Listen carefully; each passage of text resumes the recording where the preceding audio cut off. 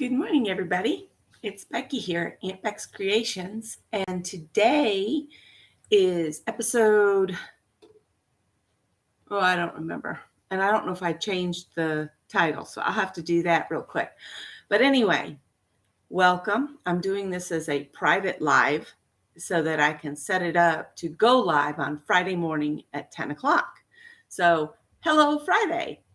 I am here to announce Friday stitch. We actually did 2 stitches this week on our Afghans. Now, a few notes about the stitch that you're going to do today. It's brought to you by Naughty Crochet, and it's very yarn hungry. And each stitch is actually 4 rows. So if you do 3 repeats, three rows of the stitch, you're going to actually be completing 12 rows. Another thing to keep in mind is it works up very chunky, so your Afghan width may grow on you unless you might want to do a swatch. I probably should have done a swatch because mine grew quite a bit. I'm going to show you in a minute, just to understand the tension of it, because you've got to find a balance between leaving it loose enough to get the height in the stitch, but tight enough so that your Afghan doesn't grow. You'll see what I mean. And let me see if I had any other things written down. Let's see.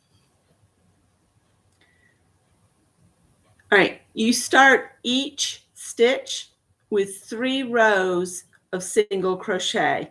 So the very first thing you're going to need to do is do 3 rows of single crochet and get with Naughty Crochet and see what she does next. It's called Caramel Cone, and you'll see why. I'm going to show you. I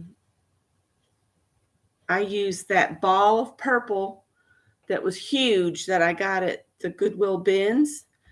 That's what I have left of it. It was like twice this or 3 times this size.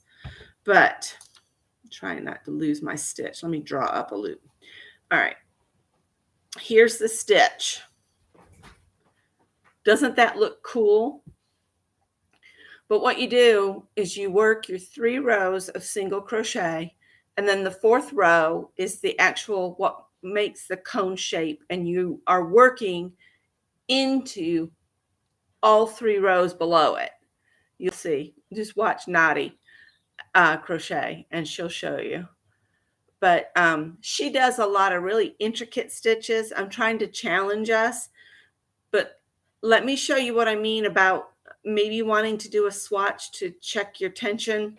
All right, it looks beautiful, right? It's a beautiful stitch. It really is. I'm going to have to stand up to show this to you. All right, it does fine, and then you see where I get all wonky. It grew a lot. It's a really dense stitch, and you can see I'm a lot wider now. I don't know how to fix that. I am definitely not tearing out 12 rows of stitching. This is my Learn a Stitch project.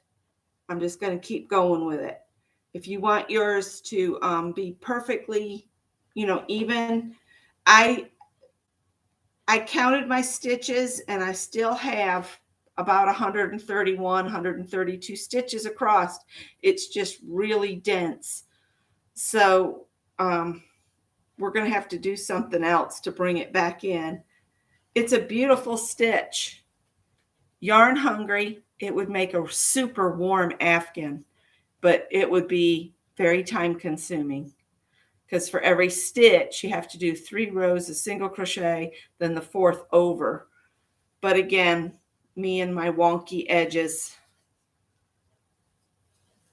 And I guess another thing to think about is, let me sit back down.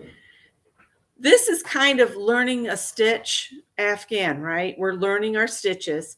What I would suggest is this could be our guide to which stitches work best together for any future projects. So if you wanted to just keep it wonky, you would know which ones could go into the previous ones and stay that size.